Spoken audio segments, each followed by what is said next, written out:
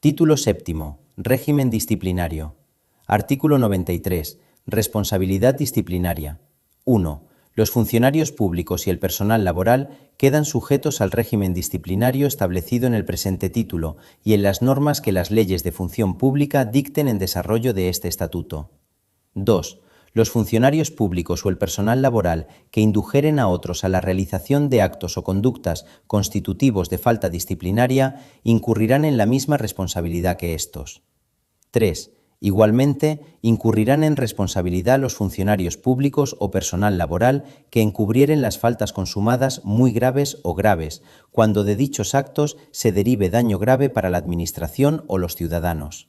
4. El régimen disciplinario del personal laboral se regirá, en lo no previsto en el presente título, por la legislación laboral.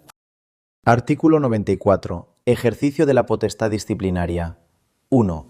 Las administraciones públicas corregirán disciplinariamente las infracciones del personal a su servicio, señalado en el artículo anterior, cometidas en el ejercicio de sus funciones y cargos, sin perjuicio de la responsabilidad patrimonial o penal que pudiera derivarse de tales infracciones. 2. La potestad disciplinaria se ejercerá de acuerdo con los siguientes principios. A. Principio de legalidad y tipicidad de las faltas y sanciones a través de la predeterminación normativa o, en el caso del personal laboral, de los convenios colectivos. B. Principio de irretroactividad de las disposiciones sancionadoras no favorables y de retroactividad de las favorables al presunto infractor. C. Principio de proporcionalidad, aplicable tanto a la clasificación de las infracciones y sanciones como a su aplicación. D. Principio de culpabilidad. E. Principio de presunción de inocencia. 3. Cuando de la instrucción de un procedimiento disciplinario resulte la existencia de indicios fundados de criminalidad, se suspenderá su tramitación poniéndolo en conocimiento del Ministerio Fiscal. Los hechos declarados probados por resoluciones judiciales firmes vinculan a la Administración. Artículo 95. Faltas disciplinarias. 1. Las faltas disciplinarias pueden ser muy graves, graves y leves. 2. Son faltas muy graves. A. El incumplimiento del deber de respeto a la Constitución y a los respectivos estatutos de autonomía de las comunidades autónomas y ciudades de Ceuta y Melilla en el ejercicio de la función pública. B.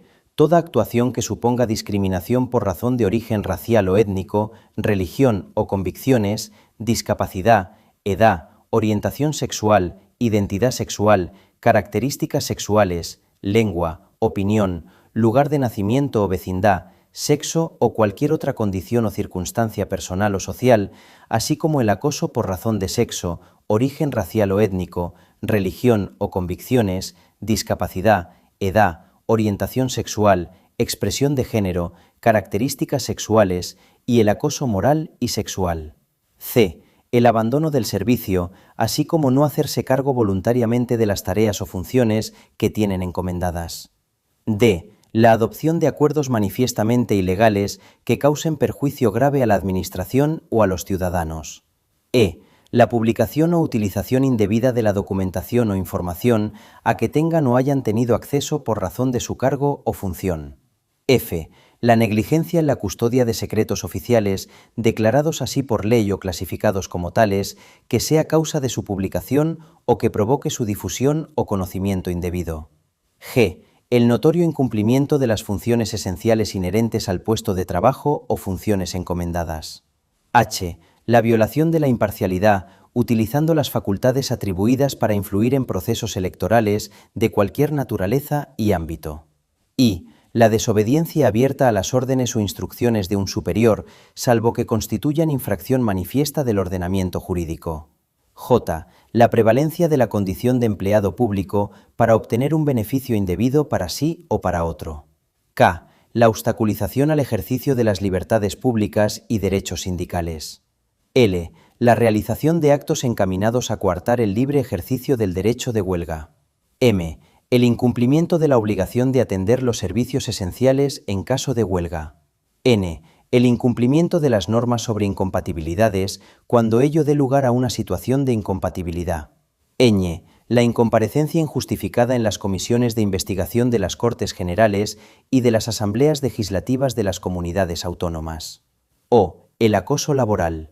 P. También serán faltas muy graves las que queden tipificadas como tales en ley de las Cortes Generales o de la Asamblea Legislativa de la correspondiente comunidad autónoma o por los convenios colectivos en el caso de personal laboral. 3. Las faltas graves serán establecidas por ley de las Cortes Generales o de la Asamblea Legislativa de la correspondiente comunidad autónoma o por los convenios colectivos en el caso de personal laboral, atendiendo a las siguientes circunstancias. A. El grado en que se haya vulnerado la legalidad. B. La gravedad de los daños causados al interés público, patrimonio o bienes de la Administración o de los ciudadanos. C. El descrédito para la imagen pública de la Administración. 4. Las leyes de función pública que se dicten en desarrollo del presente estatuto determinarán el régimen aplicable a las faltas leves, atendiendo a las anteriores circunstancias. Artículo 96. Sanciones. 1. Por razón de las faltas cometidas podrán imponerse las siguientes sanciones. A. Separación del servicio de los funcionarios, que en el caso de los funcionarios interinos comportará la revocación de su nombramiento y que solo podrá sancionar la comisión de faltas muy graves. B. Despido disciplinario del personal laboral, que solo podrá sancionar la comisión de faltas muy graves y comportará la inhabilitación para ser titular de un nuevo contrato de trabajo con funciones similares a las que desempeñaban. C. Suspensión firme de funciones o de empleo y sueldo en el caso del personal laboral, con una duración máxima de 6 años. D. Traslado forzoso, con o sin cambio de localidad de residencia, por el periodo que en cada caso se establezca. E. De mérito, que consistirá en la penalización a efectos de carrera, promoción o movilidad voluntaria. F. Apercibimiento. G. Cualquier otra que se establezca por ley. 2. Procederá a la readmisión del personal laboral fijo cuando sea declarado improcedente el despido acordado como consecuencia de la incoación de un expediente disciplinario por la comisión de una falta muy grave. 3. El alcance de cada sanción se establecerá teniendo en cuenta el grado de intencionalidad, descuido o negligencia que se revele en la conducta, el daño al interés público, la reiteración o reincidencia, así como el grado de participación. Artículo 97. Prescripción de las faltas y sanciones. 1.